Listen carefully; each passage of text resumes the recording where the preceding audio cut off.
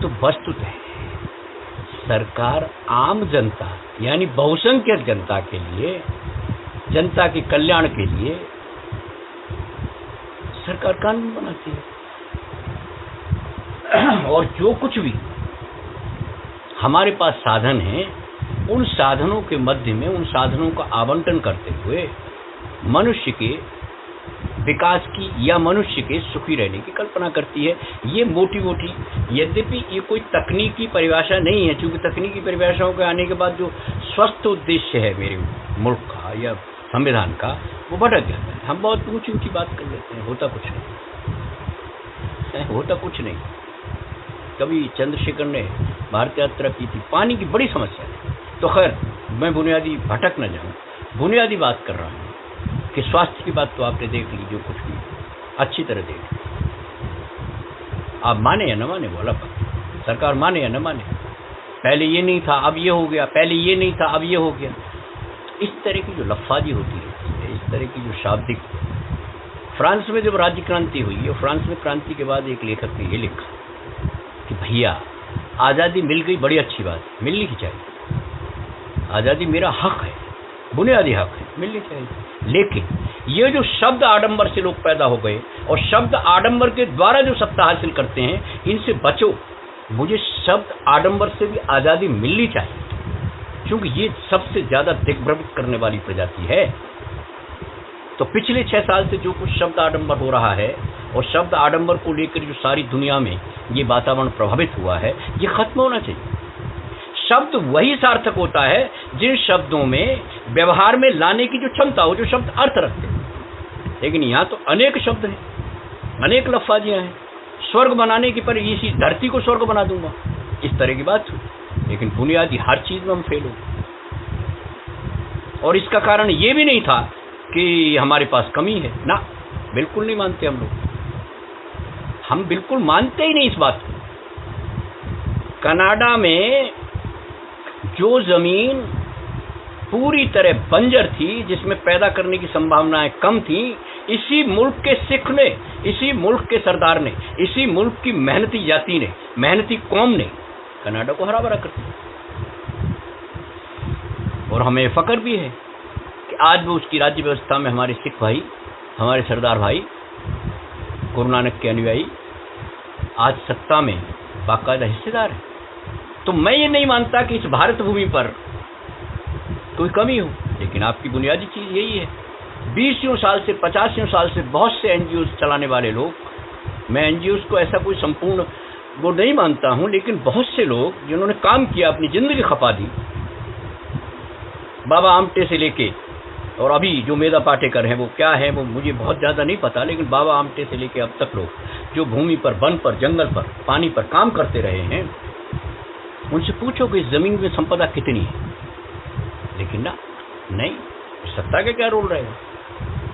जिस रचनात्मक काम की बात गांधी किया करते थे और जिस रचनात्मक स्थिति में ये भूदान आंदोलन जैसी चीज़ें चली, उन्होंने कहा ना, लोगों को कन्विंस करो, प्रभावित करो कि इस देश में हर व्यक्ति को जीने का एक अधिकार है और उसको उसका हक मिलना चाहिए। तो ये रचनात्मक, उन्होंने कहा कोई सत्तात्मक चीज़ें नहीं है, कोई ज़रूरी नहीं है सत्ता से ही सब चीज़ें की जाए या संविधान से या नियम से की जाए। लोग मानते हैं, लोगों को मनवाओ। रचनात्मक काम इसलिए आए, ये एनजीओ भी जो नॉन गवर्नमेंटल ऑर्गेनाइजेशन जिनको कहते हैं, ये भी अस्तित्व में इसलिए आए और सरकार का एक बहुत बड़ा बजट इनके माध्यम से खर्च होता था। तो जिन लोगों ने ये कहा कि भैया यहाँ बंजर ज़मीन है, सेमी बंजर ज़मीन है, इसको उपजाऊ बनाया जा सकता है, किसी सरकार ने ध्यान दिया। और ये सरकार तो महान है, इन्होंने तो गोचर की ज़मीन भी गुजरात में बांट आए थे महाराज, इनको नहीं पता कुछ भी, सच्ची बात। अब सवाल ये है कि फिर भी तो हमारे सत्ताधीश हैं, हम करें तो करें क्या। एक बात ये मान लो अच्छी तरीके से, इनकी नीयत में संदेह है। मैं अभी ये कह रहा था कि फिर सरकार करती क्या है, उद्देश्य क्या है। तो इस सरकार के मिजाज में, इसके दिमाग में, इसके मस्तिष्क में एक बात छाई हुई है कि ये जो गरीब गुरबा लोग हैं इस मुल्क में, जो बहुत बड़ी आबादी है, इन पर कोई ध्यान देने की जरूरत नहीं। ये तो गुलाम थे, गुलाम रहेंगे, ऐसा इनकी मान्यता है। यद्यपि लिखित में कुछ और है, ये कहेंगे मेरे घोषणा पत्र में लिखा हुआ है, लेकिन इनके कर्तव्य, इनके काम तमाम ये बता रहे हैं कि इन्होंने उस गरीब आदमी को हमेशा हमेशा के लिए छोड़ दिया है, जिसमें अटल बिहारी जैसे लोग अंत्योदय योजना की बात करते थे। अंतिम आदमी को उन्होंने खत्म कर दिया। और उन्होंने क्या किया कि चंद पूंजीपतियों, और उन्होंने ये मान लिया कि ये पूंजीपति ही कुछ ऐसा करेंगे जिससे विकास होता रहेगा। अब विकास की जो कहते हैं आप, सबका साथ सबका विकास, तो सबका साथ लेकर किन का विकास कर रहे हैं? मैं वहां आना चाहता हूं कि कृषि जो बची थी इसको भी उन्हीं हाथों में सौंप दिया गया जिसको पूंजीपति कहते हैं। ये क्रोनिक कैपिटलिज्म जो है, मैं शब्द में फिर नहीं उलझाना चाहता क्योंकि ये बड़ी मुश्किल हो जाएगी। शब्द में जब आदमी उलझता रहता तो अखबारों की बहस, इस तरह की बहस और शब्द आडंबर फिर शुरू। मैं ये कहता हूं कि पूंजीवाद में जो विकृति है, पूंजीवाद ठीक है, लेकिन पूंजीवाद जब विकृति के इस शिखर पर पहुंच जाता है तो आम आदमी नीचे गिरेगा ही, इसमें कोई शक नहीं। आम आदमी, आम जनता, उस पर कोई भी दृष्टि इस सरकार की नहीं है। ये आम जनता, आम वोटर मान ले, कोई दृष्टि नहीं। जो सरकार अनंत साधन और अनंत सत्ता संपन्न होते हुए भी किसी को पर्याप्त भोजन नहीं दे सकती, यानी अन्न उसके घर नहीं पहुंचा सकती, जबकि अन्न मेरे पास है, मेरे गोडाउनों में, मेरे गोदामों में संग्रहित है। प्रोक्योरमेंट की जो व्यवस्था है, यानी कभी भी देश पर कोई संकट आएगा तो 3 साल के लिए हमारे तमाम खाद्यान्न जो आदमी के अस्तित्व को बचा सकते हैं वो तमाम हमारे पास मौजूद है। ऐसा कानून है और है, लेकिन जो डिस्ट्रीब्यूट नहीं कर सकती, जो बांट नहीं सकती, क्या कहें उस सरकार को? और आदमी भूखों मर जाएगा, बच्चा भूखों मर जाएगा, जिसने अभी जमीन पर कदम रखा है वो न दूध के मर जाएगा। बहुत सी संस्थाएं हिंदुस्तान में काम कर रही हैं जो सरकार से इतर काम कर रही हैं, सरकार से अलग काम कर रही हैं और बड़ी सक्सेसफुल है। वो मानवता के नाम पर कुछ दे रही हैं क्योंकि उनका देने का मन है, और इस व्यापारी का देने का मन ही नहीं है, जबकि इसकी कोई चीज नहीं है। ये चीज तो सरकार की है, देश की है, इस मातृभूमि की है, ये भारत माता की है, लेकिन ये व्यक्ति देना ही नहीं चाहता। ये व्यक्ति अलॉट करने के नाम पर सवेरे से शाम तक इसके सर में दर्द हो जाता है कि ये तमाम लोग जो सवेरे से शाम तक, तुम कहते हो कि हमारे पास 10 करोड़ मेंबर है, कहते हो, अच्छी बात है, ये झूठी बात है। झूठी बात इसलिए है कि वो मेंबर किस काम के? 10 करोड़ मेंबर हैं, ब्लॉक लेवल, पन्ना लेवल पर, फर्स्ट लेवल पर आपके पास वर्कर है, और आप सामान नहीं बंटवा पाते, लोगों के घरों में सामान नहीं पहुंचा पाते है, और घोषणाएं करते हैं बड़े बड़े मंचों से 5 किलो और 1 किलो, जो कुछ भी करते हैं। मेरे देश की संपदा है ना, ये कोई ऐसा नहीं क्या राजा तेरा, लेकिन चलो हम मान लेते हैं राजा बड़ा अच्छा है, कम से कम काम तो कर रहा है, लेकिन क्या काम कर रहा है? हम फेलियर, हम असफल। और इसी संदर्भ में इसने क्या किया, अब खाद्यान्न भी, FCI के गोडाउन भी अब सरकार के नहीं रहेंगे, अब वो चंद पूंजीपतियों के पास, कुछ कॉरपोरेट के पास हो जाएंगे। और भ्रमित और छलावा बताइए आप। देखो, मैं एक केवल इस बिल का एक उदाहरण देता हूं। इन्होंने एसेंशियल कमोडिटी बिल, जो आवश्यक वस्तु अधिनियम था, वो खत्म कर दिया। और तर्क क्या है? इससे किसान जो है अपनी कीमत खुद तय कर पाएगा। आवश्यक वस्तु अधिनियम में ये था कि जब आवश्यक वस्तुओं का कोई भी संग्रह कर ले या मोनोपोली कर ले किसी वस्तु विशेष पर, तो सरकार का उस पर कंट्रोल, वो दाम बढ़ा सकता है और इतना संग्रह भी नहीं कर सकता, उसको आवश्यक वस्तु अधिनियम में बंद कर दिया जाएगा। लो है, बड़ा अच्छा कभी ऐसा। अब ये कहा जा रहा है कि आवश्यक वस्तु अधिनियम में जो सरकार की दखलंदाजी थी वो अब नहीं रहेगी। किसान कितना भी पैसा बढ़ा ले, कितना भी घटा, अरे है ही नहीं तो क्या बढ़ा लेगा? किसान फसल कटते ही उसके घर में अपने अलावा दाना नहीं रहता। क्यों? उसके पास ऊपर कर्जे हैं, उसकी अन्य आवश्यकताएं, ब्याह है, शादी है, सामाजिक और बहुत से पर्व त्योहार हैं। तो वो क्या करता है? मंडी में जाके बेचता है, चाहे वो आड़ती के माध्यम से बेचता हो, चाहे वो अब क्या होगा कि सारी चीज़ एक साहूकार के पास चलेगी, दो साहूकार के पास चलेगी। कीमत अगर मान लो थोड़ी बहुत कम ज़्यादा मिल भी गई, अब तो एमएसपी के नाम पर आपने लोगों को बेवकूफ़ बना दिया। एमएसपी पर ये निश्चित नहीं किया कि ये एमएसपी रहेगी हमेशा, और इसका अगर कोई उल्लंघन करेगा तो वो दंड का भागी बनेगा। ऐसा नियम तो बना ही नहीं। आपने कहा फौरी तौर पर बहुत हल्ला हो रहा है, रबी की फसल अभी तक आई तो है नहीं, और आपने जो है ना एमएसपी बढ़ा दिया जी, 50 रुपये बढ़ा दिया, 10 रुपये बढ़ा दिया, 20 रुपये बढ़ा दिया। और ये भी बता दूं क्यों बढ़ा दिया।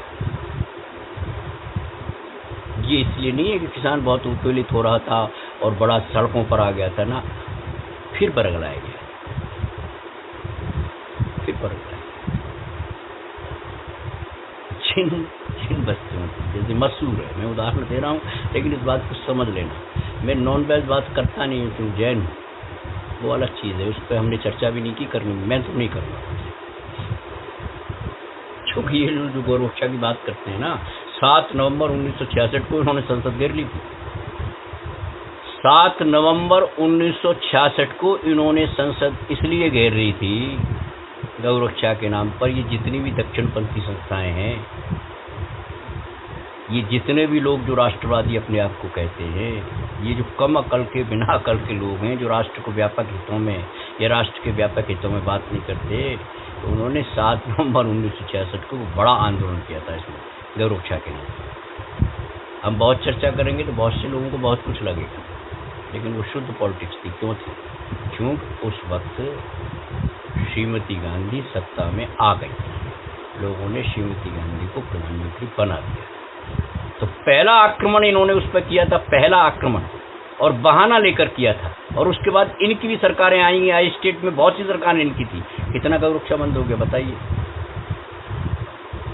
वसुंधरा राजे के ज़माने में राजस्थान में 5000 गौएं आपदा में, प्राकृतिक आपदा में, एक बांध खोल दिया गया था, मर गई। किसी को पता नहीं है ये गौरक्षा, सिर्फ पट्टी लगाए फिरते हैं। लेकिन खैर, विषय से विषयांतर हो जाए। लॉर्ड मैकाले से लेकर और कितने कमीशन थे, बात हो गई, ठीक है। अब कृषि पर बात आई, और कृषि में इन्होंने बिल पेश कर। मैं एसेंशियल कमोडिटी एक्ट पर बात कर रहा हूँ। एसेंशियल कमोडिटी एक्ट किसके लिए बनाया गया मालूम? कुछ लोगों का कुछ चीज़ों पर एकाधिकार हो जाएगा, उन्हें कीमतें बढ़ाने का पूरा राइट हो जाएगा, क्योंकि एसेंशियल कमोडिटी एक्ट में वो आती नहीं। मैं आपको बता दूं, बहुत बुरा हाल बनने वाला है इस देश की जनता का। विश्लेषण कर लेना, मेरी बात कोई ऐसी बात नहीं है, विश्लेषण कर लेना। कारण मेरी जो सोच का केंद्र बिंदु है वो केवल एक है कि राजा की नीयत खराब है।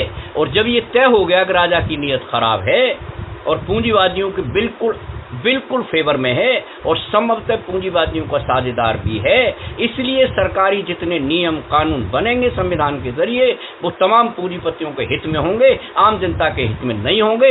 ये मैं कह सकता हूँ, और बाद में साबित हो जाएगा। मैं सिर्फ इतना कह रहा हूँ, एक एक चीज पर बात कर रहा हूँ।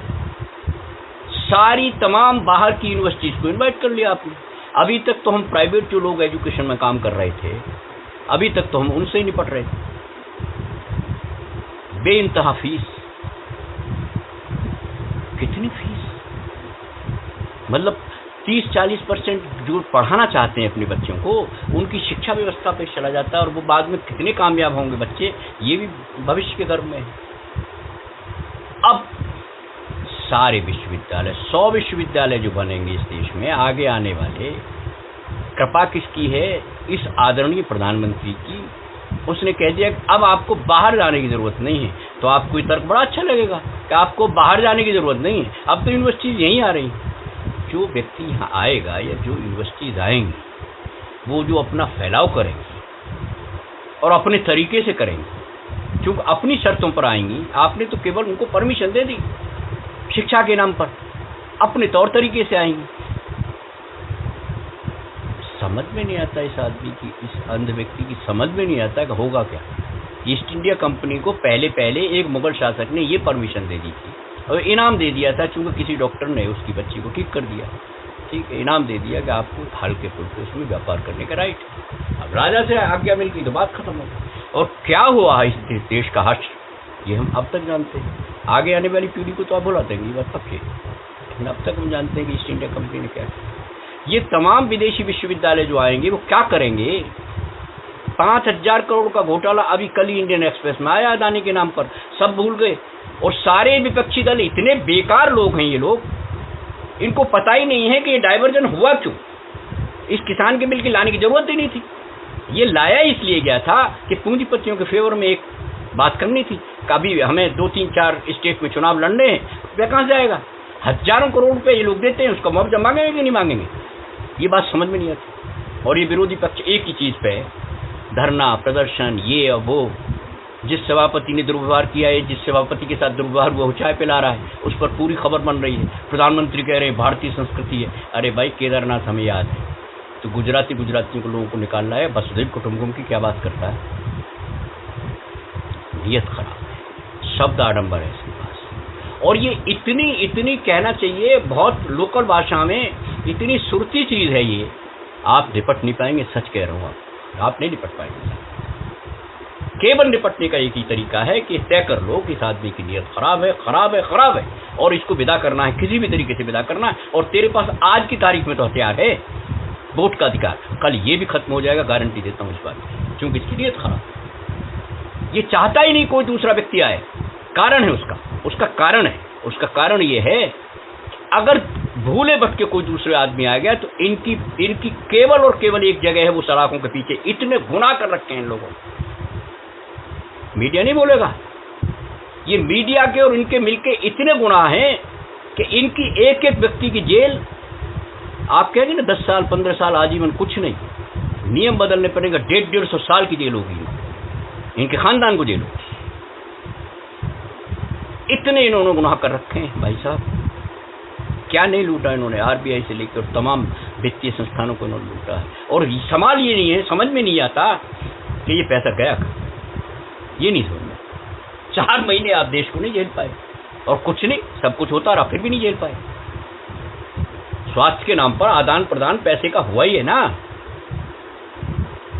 रक्षा पर पैसे खर्च हुए ही है ना, बाकी पैसा कहाँ गया? आप कहते हैं 1 महीने जीएसटी नहीं आएगी, देश रुक जाएगा। 2 महीने टैक्स नहीं आएंगे, देश रुक जाएगा। आप तो कहते थे हम पर रिजर्व,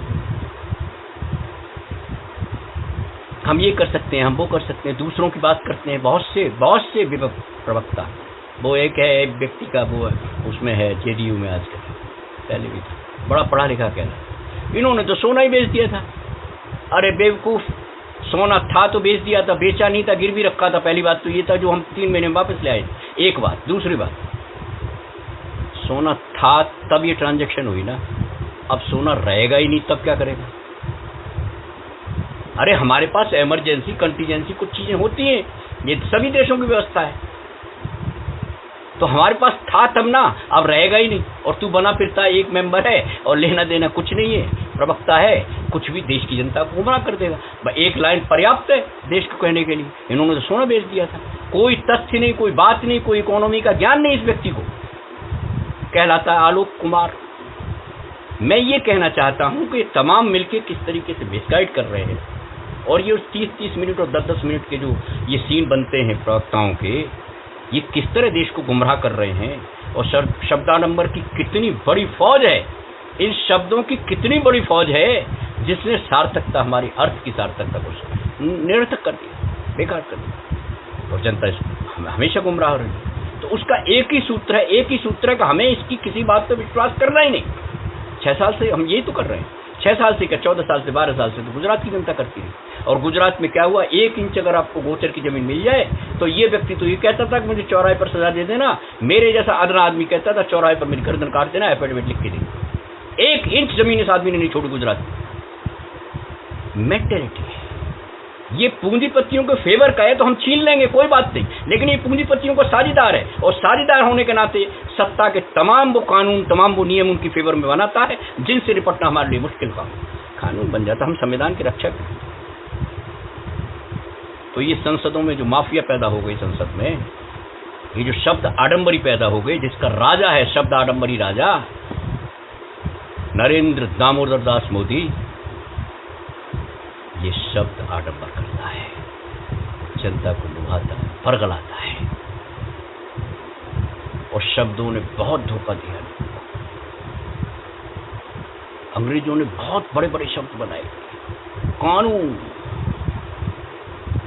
क्या किया बताइए आप? क्या कुछ लोग थे जो समझ गए इस शब्दाडंबर को, जिसमें गांधी एक व्यक्ति था। उसने कहा ना, मेरा शब्द केवल और केवल एक है और वो है सत्य, और तुम्हें भगाने का एक ही शब्द है मेरे पास, वो है अहिंसा। इसके अलावा मैं तुम्हारे शब्दाडंबर में बिल्कुल नहीं जाऊंगा। मुझे नहीं पता प्रीवी काउंसिल में क्या करते हैं, मुझे तो एक ही बात चाहिए, वो चाहिए स्वतंत्रता, स्वतंत्रता, स्वतंत्रता। ये गांधी ने कहा। और स्वतंत्रता कैसी? पूरी पूरी पूरी संपूर्ण स्वराज, संपूर्ण स्वराज। मुझे तुम्हारी लफाजी कोई सविनय अवज्ञा आंदोलन, तुम्हारे कानूनों को मैं अवज्ञा करता हूँ, सविनय करता हूँ, ये मेरी भारतीय संस्कृति का हिस्सा है। तो मैं आपसे कहता हूँ, कानून की अवज्ञा करना, सविनय करना गांधी सिखा गया है, सत्याग्रह से करना। गलत है ये कानून, हम नहीं मानेंगे, बात खत्म। हम नहीं मानेंगे, बिल्कुल नहीं मानेंगे। तेरी नीयत की खराबी है ये। नहीं तो क्या होगा पता है? पहले दबंग राज करते थे, अब संसद के ये मतंग राज करेंगे। मतंग समझते हैं ना? मत वाले, माफिया। हम तो अब तक परेशान थे। सारी जो तमाम न्यायालय हैं, कोर्ट हैं, कानून हैं, ये भूमाफियाओं के मुकदमे लड़ते लड़ते हम तो परेशान थे भाई। कब्जे कर लिए खनन माफियाओं के खिलाफ, ये रेत माफियाओं के खिलाफ। किस से लड़ेगा? अब तो संसद माफियाओं के खिलाफ लड़ेगा कौन? संसद से संसद थोड़ी लड़ेगी है? 8 लोग निलंबित कर दिए गए और उसके बाद लेबर बिल पास हो गया, क्योंकि 8 मेंबर कम करने थे। काजी अजीब सी तकनीक है ये, नहीं समझ पाओगे आप, पक्की बात बता। 8 लोग निलंबित कर दिए गए, गांधी की मूर्ति के सामने बैठे रहे, उधर लेबर बिल पास हो गया। कर लो, क्या कर लोगे आप? तो लेबर बिल में क्या है? जब लेबर का अस्तित्व तुमने खत्म कर दिया, उसकी रोजी रोटी खत्म कर दी, उसके लिए कोई साधन ही नहीं है, कोई उसके पास मैदान नहीं है जिसमें वो अपने लेबर को, अपने श्रम को सार्थक कर सके, तो कौन सा लेबर बिल? ये वो लेबर बिल जो हुअल्ले में पास फिर दोबारा कर दिया।